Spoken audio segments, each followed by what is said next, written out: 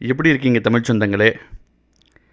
நாம் நம்ம பிள்ளைங்கள்ட்ட சரியான முறையில் நடந்துக்கிறோமா? அவர்களுடைய வளர்ப்பில் நாம் சரியாக கவனம் செலுத்துகிறோமா? நாம் அவங்கக்கிட்ட எவ்வளோ நாள் பேசியிருப்போம், மனம் திறந்து பேசியிருப்போம். டைனிங் டேபிளில் சாப்பிடும்போதோ இல்லை சில விஷயங்களை ஏவி அதை பண்ணு இதை பண்ணுன்னு சொல்லி அந்த பேச்சு இல்லை. மனம் திறந்து எவ்வளோ நாள் பேசியிருக்கோம். பிள்ளைகள் வளர்ப்பு இதை பற்றி தான் இப்போ நம்ம பார்க்க போகிறோம் இந்த ரைஷியஸ் சிக்மாவில். அதாவது ஒரு போட்டி ஒன்று நடந்துச்சான். அந்த போட்டியில் வந்துட்டு இது உண்மையாக நடந்த போட்டி. ஒரு 3 சிறு குழந்தைகளை வந்துக்கிட்டு ஒரு கம்யூனிட்டி ஹாலில் கூப்பிட்டு வச்சு அவங்களுக்கு வந்து ஒரு சின்ன ஒரு போட்டி வைக்கிறாரு. அந்த போட்டியை நடாத்தக்கூடியவர் வந்து சில கேள்விகள் கேட்குறாங்க அந்த பிள்ளைங்கள்ட்ட. அந்த பிள்ளைங்கள்ட்ட கேட்கும்போது அவங்க ஒரு சில வார்த்தைகளை கொண்டு தான் அவங்க பதில் அளிக்கிறாங்க. எவ்வளோ பெரிய கேள்வி, எவ்வளோ பிடித்தமான கேள்வி, எவ்வளோ டீட்டெயிலான கேள்வி கேட்டாலும் அவங்க வந்து ஒரு சில வார்த்தைகளை கொண்டே அவங்களுடைய பதில்கள் இருக்குது. இதுக்கு காரணம் என்ன தெரியுமா? நாம் வீட்டில் வந்துட்டு நம்ம பிள்ளைகள் அப்படி நடத்துறதுக்கான ஒரு ரிசல்ட்டாக தான் அந்த மாதிரி போட்டிகளில் அந்த மக்கள் வந்துட்டு அந்த சின்ன பிள்ளைங்க அந்த மாதிரி பேசுகிறதுக்கான ஒரு நிலை ஏற்படுது. நம்ம வந்துட்டு கேட்குற கேள்விக்கு பிள்ளைங்கள்ட்ட பதில் இருக்கணும். ஏன்னா நாம் அப்படி தானே நடந்திருக்கோம். நாம் நம்ம பிள்ளைங்கள்ட்ட பேசுனா அவர் எவ்வளோ பெரிய டீட்டெயில்டான கேள்வி கேட்டாலும் ஒரு சில வார்த்தைகளை கொண்டு தான் நம்ம அதாவது முடிச்சுக்கிறோம். ஸோ இதோட தொடர்ச்சி தான் இந்த பிள்ளைங்க அந்த இடத்துல அந்த மாதிரி பேசுகிறதுக்கான ஒரு சூழ்நிலை வருது. இது ஒரு பக்கம் இருக்கட்டும். நாம் நம்ம பிள்ளைங்கள்ட்ட என்ன எதிர்பார்க்குறோம், எதிர்பார்ப்பு என்னன்னு தெரிஞ்சுக்கணும். ஒரு குப்பனோ சுப்பனோ கூப்பிட்டு உன்னுடைய பிள்ளை என்னவாகணும்னு கேட்டால் நீ என்ன சொல்லுவாங்க? இல்லை உங்களையே எடுத்துக்கங்களேன்.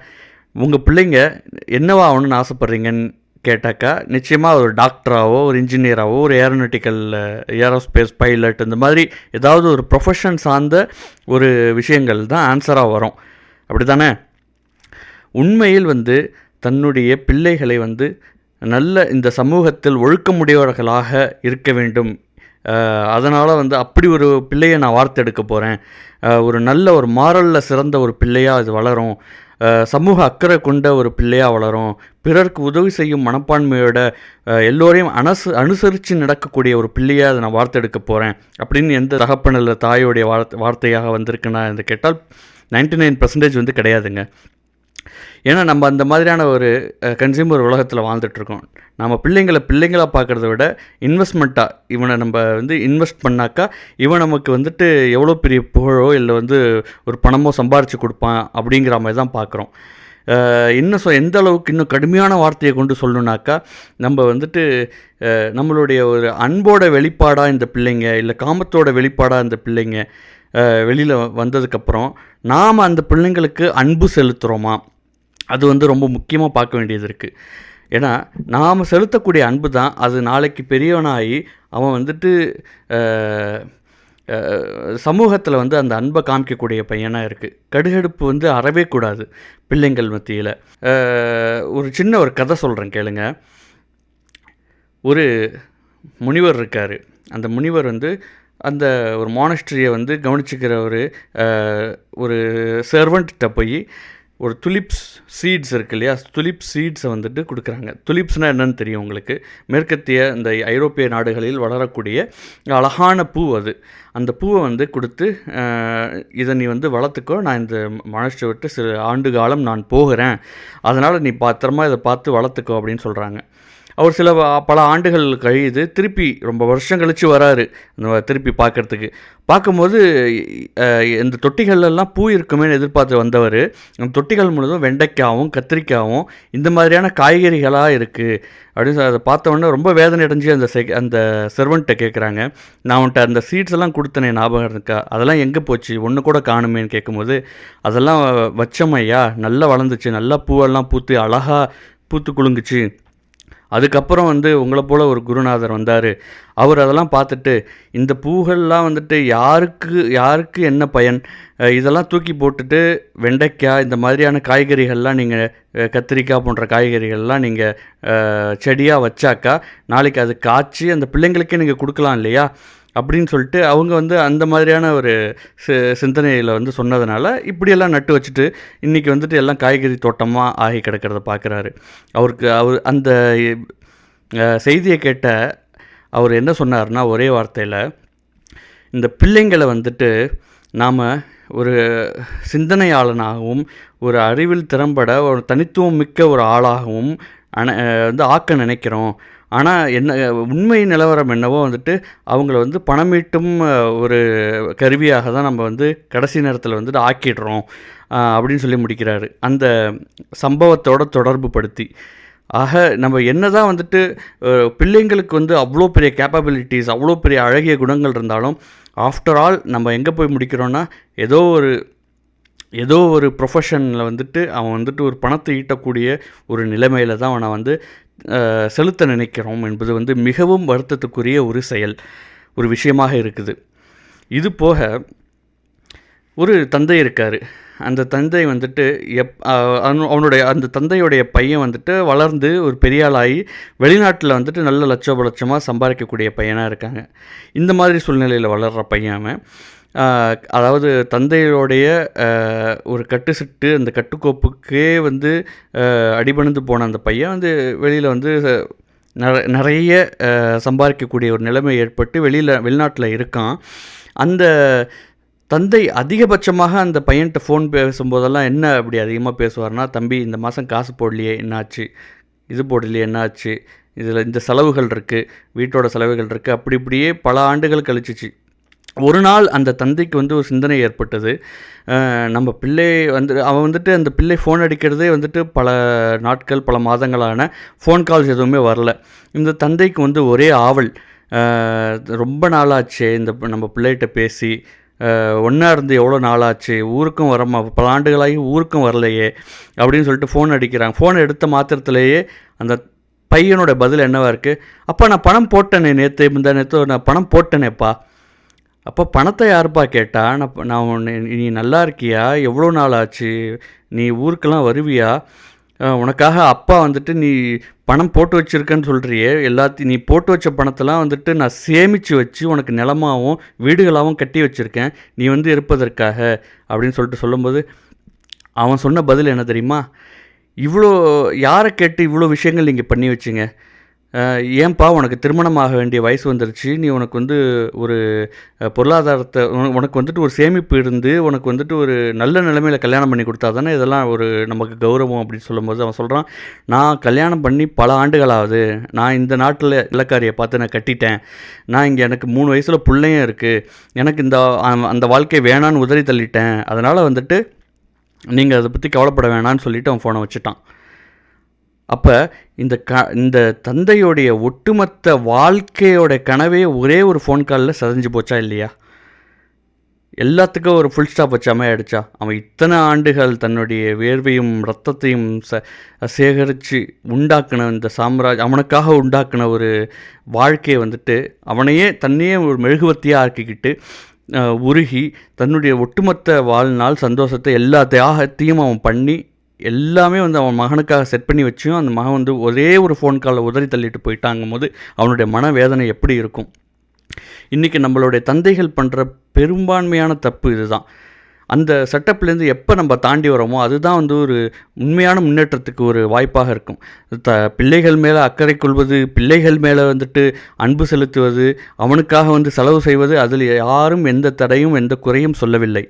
ஆனால் எப்போ வந்துட்டு ஒரு தந்தை வந்துட்டு தன்னுடைய மகனுக்கு இதெல்லாம் சேர்த்து வைக்கணும், இதெல்லாம் அவனுக்கு வந்து ஆக்கி வைக்கணும், அவனுக்கு வந்து பெரிய வந்து ஒரு ஸ்டேட்டஸில் உயர்த்தி வைக்கணும், மற்றவங்க கண்படி அவனை வந்துட்டு சாதாரண ஒரு நிலைமையில் வச்சிடக்கூடாது, அது இது புரட்டி தான் சரியில்லைனாலும் பரவாயில்ல, தான் வாழ்நாளில் எதையும் அனுபவிக்கலனாலும் பரவாயில்ல, தன்னுடைய மகனுக்கு எல்லாம் செஞ்சு வைக்கணும்னு இந்த ஒரு எண்ணம் இருக்குது இல்லையா, இது வந்து ஒரு தந்தைங்கிற ஸ்தானத்தில் வேணால் இது வந்து ஒரு நல்ல எண்ணமாக இருக்கலாம். ஆனால் சமூகத்தில் ஒரு அக்கறையற்ற ஒருவருடைய எண்ணம் தான் இது. அவன் எப்போல்லாம் இந்த எண்ணம் அவனுக்கு வந்து தோன்றுதோ அப்போல்லாம் அவன் வந்துட்டு கரப்ட் ஆகுறான். சமூகத்தில் அவனுக்கு வந்துட்டு லஞ்சம் கொடுக்குற டைமில் லஞ்சம் கொடுக்க தோணும். அவன் சமூக சீர்கேட்டை தான் அவன் வந்து உருவாக்குறான். அவன் வந்துட்டு தன்னுடைய மகனுடைய ஒரு சேஃப்டிக்காக மற்றவங்களுக்காக எந்த இடத்துலலாம் வரம்பு மீறணும்னு ஒரு சூழ்நிலை இருக்கோ எல்லா இடத்துலையும் அவன் வரம்பு மீறுறான். இந்த மேனேஜ்மெண்ட் சீட்டில் வந்து காசு கொடுக்குறதா இருக்கட்டும், இல்லை வந்து ஒரு பணி அமர்த்துகிற விஷயமா இருக்கட்டும், எம்எல்ஏயோட சிபாரிசு அந்த மாதிரி ஒரு விஷயமாக இருக்கட்டும், இந்த மாதிரி அவனுடைய வாழ்நாள் ஃபுல்லாகவே வந்துட்டு சமூகத்தையும் கரெக்டாகி அவனும் கரெக்டாக்கி அவன் ஒரு சிறந்த தந்தையாக வேணா இருக்கலாம் சொல்லிக்கலாமே தவிர, ஆனால் ஒரு சிறந்த சமூக ஒரு சிந்தனை உள்ள ஆளாக இருக்கானான்னாக்கா கண்டிப்பாக இல்லை. இன்றைக்கி சிறந்த தந்தையாக அவனை பார்க்கவும் முடியாது. ஏன்னா அவன் ஒரே வார்த்தையில் அவன் அந்த ஃபோன் காலில் உதறி தள்ளிட்டு போயிட்டான். அப்படிங்கும்போது இது எப்படி பார்க்க முடியும்? இந்த கட்டமைப்பை விட்டு வெளியில் வரணும் மக்கள் வந்துட்டு. இது வந்து ரொம்ப பழைய மெத்தடு. இப்படி எந்த மகனும் விரும்பவில்லை. எந்த தந்தையும் வந்து இந்த மாதிரியான தன்னை வந்துட்டு வருத்தி கொண்டு தன்னை அழித்து கொண்டு தன்னுடைய பிள்ளைக்கு சேர்த்து வைக்கணும்னு நினைக்க போகிறதும் இல்லை. லுக்மான் என்று ஒரு நல்லடியார் இருந்தார். அவர் தன்னுடைய வாழ்நாளில் மிக உயர்ந்த கொள்கைகளும் நேர்த்தியான நீதமான ஒரு வாழ்க்கை வாழ்ந்ததற்காக இறைவனே சான்றளித்து அவனுடைய இறைவசனங்களில் வந்து பில்வரும் மக்களுக்காக வந்து உபதேசமாக அவருடைய வாழ்க்கையை அமைத்து கூறியிருக்கின்றான் அவனுடைய வசனங்களில். அப்பேற்பட்ட அந்த லுக்மான் வந்து தன்னுடைய பெற்ற மகனுக்கு ஒரு அற்புதமான ஒரு 10 அட்வைஸை வந்து சொல்லிட்டு போயிருக்காங்க. அதுவுமே அந்த வசனங்கள்லாம் வருது. அதில் என்னென்ன முக்கியமான அட்வைஸ் என்று பார்ப்போமே ஆயின், நீ உன்னுடைய இறைவனை தனித்து வணங்க வேண்டும், அவனுக்கு இணை நீ கற்பிக்கக்கூடாது. இது மிகப்பெரிய அநீதி. இணை வைப்பது என்பது, உதாரணத்துக்கு ஒரு தந்தை உன்னை வளர்க்குறான், உன்னை வந்துட்டு ஆளாக்குறான், எல்லாம் பண்ணவன் தந்தையை விட்டுட்டு வேறு எவனோ ரோட்டில் போகிறவனை தந்தைன்னு சொன்னாக்கா உனக்கு கோவம் வருமா? வராதா?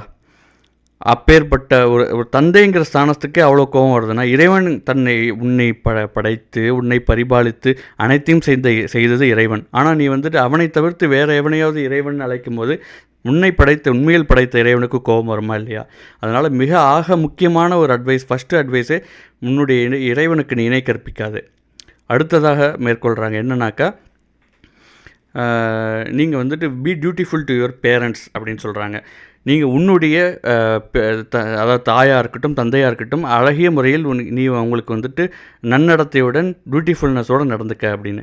இது மிகவும் முக்கியமானது. தாய் தந்தையர் தான் உன்னுடைய ஃபஸ்ட்டு அபிவிரும்பியாக இருப்பாங்க. உன்னுடைய ஃபஸ்ட்டு வெல்விஷர் யாருன்னா தாய் தந்தையர் தான். அதை நீ எத்தனை வயசானாலும் சரி உனக்கு அதில் மாற்று கருத்தே கிடையாது. நீ சாகிற வரைக்கும் உன்னுடைய ட்ரூ வெல்விஷர் யாராக இருப்பாங்க? பேரண்ட்ஸ். அவங்களுக்கு நீ வந்துட்டு நன்னடத்தையோட டியூட்டிஃபுல்னஸோட எரி.